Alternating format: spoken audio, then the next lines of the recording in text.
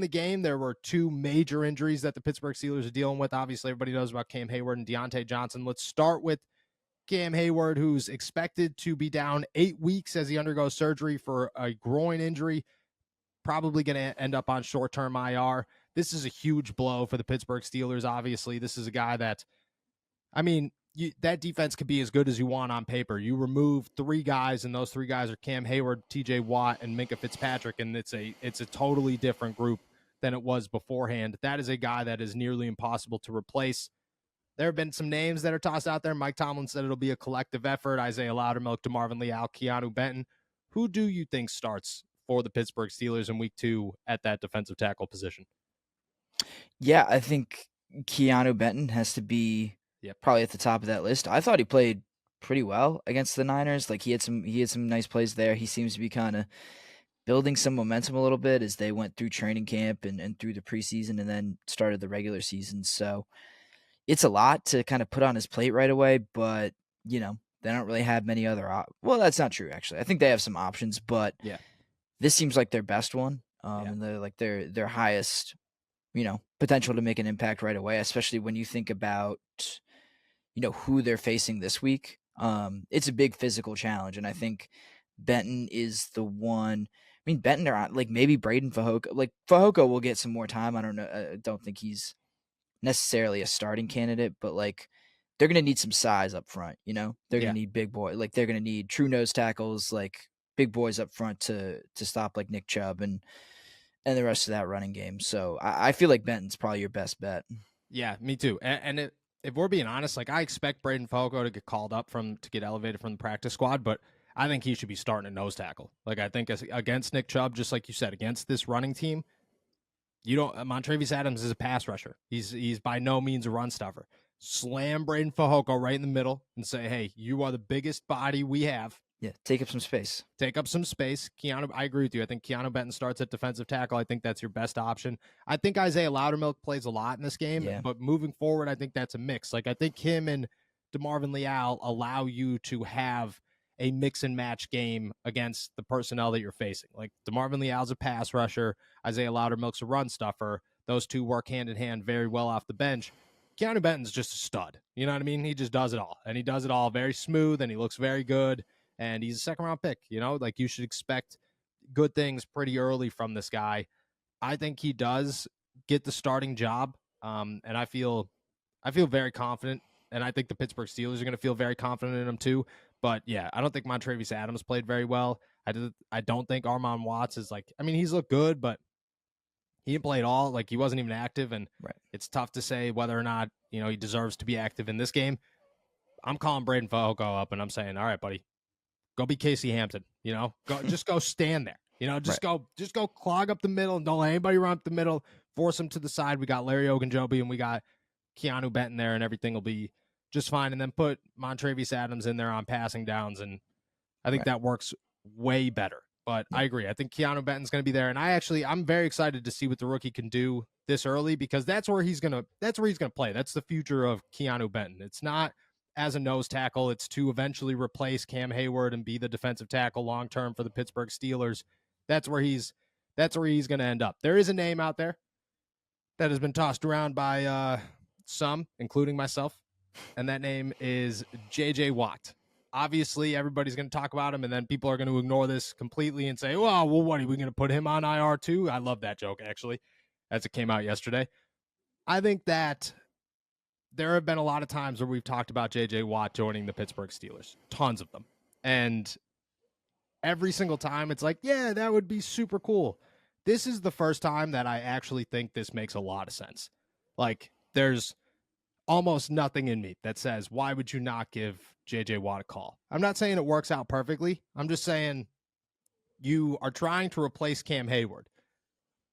The best option to replace Cam Heyward is another Hall of Fame caliber player in J.J. Watt. The guy's not going to come out of retirement for anybody else. Like, he's just not. He's not going to come out of the retirement for the Houston Texans. He's not going to come out of retirement for the Arizona Cardinals. He's not going to come out of retirement for another team that's fighting for a Super Bowl. You're telling me that Mike Tomlin and T.J. Watt give this guy a call and say, hey, dude, we need you to start for 8 weeks, and then we need you to, kind of come off the bench and help us as a collective the back half of the season, why are you saying no to that? You know, like, why are you, it's not like this guy's 5 years retired. He retired 6 months ago. Why would you say no to that situation?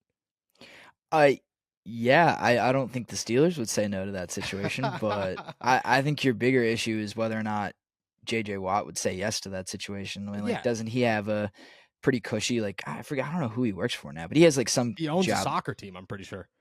Well, doesn't he work in like media too? I thought I saw something from CBS. He works with Bill Cowher. Yeah.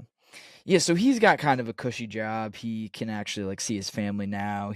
So I don't understand. I can't really see a reason why J.J. Watt would be like, let me, maybe he's of the same breed as Tom Brady, where he just needs football so bad and he doesn't know it yet. But I don't know. Like, I look at these like guys who've retired and like gone on to do like media or do like, color commentary, and I'm like, wow, that seems like the best job in the world. Like, I don't know. I'm sure he's getting paid pretty well for it. So yeah, the Steelers would love that. I think that would be maybe not as ideal as it could get right now if you could just sign J.J. Watt to replace Cam Heyward. But man, I can't really think of a reason why JJ would, unless he just has some like, playoff or Super Bowl itch that he's never gotten the opportunity. He's been dying to scratch. Like, but even that seems like he wouldn't have retired, I think, if he wasn't comfortable with that, with where his career was and what he had accomplished. Okay, so I agree with you. I think J.J. Watt is very comfortable, enjoying life, the whole nine. I'm just saying that you don't think that of all the possibilities that are possibly out there, and I get it, like, you retired already. You were cool with what was going on. You've accepted this and you've embraced it fully. But if your brother gives you a call, because this was not foreseen. When he retired, the Pittsburgh Steelers did not need J.J. Watt. They didn't even need to consider J.J. Watt. You're telling me that you get an opportunity to go play with your brother in Pittsburgh, who he has said has regretted that he didn't sign with the Pittsburgh Steelers to get an opportunity to play with his brother in 2021 because TJ was going through the contract stuff and he didn't want to take some money away from TJ. You're telling me that you make that phone call. You say, hey, come on, we got a team. Especially, you know what I mean? What if Pittsburgh goes off on Monday? What if they beat the Cleveland Browns by 25 points? And we're sitting here and we're like, well, they're back. The Pittsburgh Steelers are back. Here it is. You're telling me that there's no part of JJ that's going to think about it? That's going to be like, ooh, that does sound enticing. Coming from a guy who actually does want to, you know what I mean? Like, win a suit. Like, if it was me and you, I'd be like, dude, I lifted legs yesterday. My whole body hurts somehow. I'm not going to do, like, I wouldn't even go for a run right now if my brother was like, hey, I got an opportunity. We're going to do something amazing. I'd be like, no, dude, I'm sitting on a couch. Get out of here. These people are built different. You think you're telling me there's no possibility there? Maybe not no possibility, but it's like 90-10. Like, it is. Come on, like, seriously, like, I'm not. I am a non-believer. I don't believe in this. I'm comfortable saying that. I think JJ, like, a call from TJ would make him think about it a little bit more, but like, but how much, and like, where are we starting from in terms of like what his interest is, Probably zero. Yeah, probably. Yeah, because also if they, like, in that situation you've outlined, if they blow out the Cleveland Browns, well, why would they need J.J. Watt? Like, that would be. They blow out the Cleveland Browns, but you have a clear hole at defensive tackle. That's yeah. You get run on for 250 yards, but you still win. That's you put okay. Up 60 points. Yeah, it's like a 40-21 game. Nick Chubb goes for 320, 3 touchdowns, but he gets gassed. So and that's the issue. You're very logical in this situation. I'm glad, because I'm going to say it's more realistic than ever. You're dreaming. You're a dreamer. I am. Yeah. I'm a dreamer. And I just think that they're like, if somebody called us and was like, hey, you want to go try to win a Super Bowl with your brother for 6 months? I'd be like, cool. Yeah, let's give it a shot.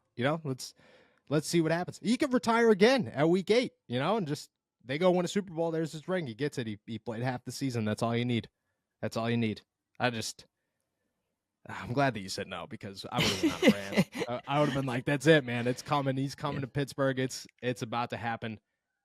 Save that for your next to go. And then I put it out yesterday. Don't worry. Oh, okay, good. Don't worry. Good. Immediately, as soon as Cam Heyward's injury happened, I was like, "Yeah, nah, JJ Watt's coming to Pittsburgh." That's exactly what's happening. I will say that I agree with you that it is very unlikely, but I'm gonna stand by my guns and say that of all the times that we've talked about JJ Watt joining the Pittsburgh Steelers, this is hands down the scenario that makes that could happen far beyond the rest of them. Like, this is the time. Well, it really sucks that I think the Seahawks lost to the Rams on that Aaron Donald trade is not potential is great. Not looking good. Wow, that's another one. Why are we not talking about Aaron Donald? I don't know. I thought you would have been all over that one too, but I didn't even think about Aaron Donald. Why not call Aaron Donald? Why not call Aaron Donald? Oh my gosh, why would you not call Aaron? But that's a week 8 thing. You know what I mean? That's a 3 weeks in. You know, Cam's not really looking the greatest. The surgery went poorly. Things are because, you know, the 33rd team released something the other day from a doctor, and, like, you know, no disrespect to anybody who's out there who's a doctor at all. I just think it's very difficult to evaluate how long somebody's going to miss time if you didn't see any, like, you have as much knowledge as me and you about what actually happened to this guy, and you're like, he's probably going to be out the whole season. That's probably going to be what happened. But, you know, they were very persistent about how it could be more of a serious injury than we believe. If Cam's got to miss some serious time, man, we get close to that trade deadline. The Rams aren't going to be good all season. You know, maybe the Geno Smith magic died. That's fine. Aaron Donald, that could be a thing. Aaron Donald could be a thing. We'll talk about that on Friday, no doubt. We'll dive into good old Aaron Donald. I like that one. Man, can't believe I didn't think Aaron Donald. All right.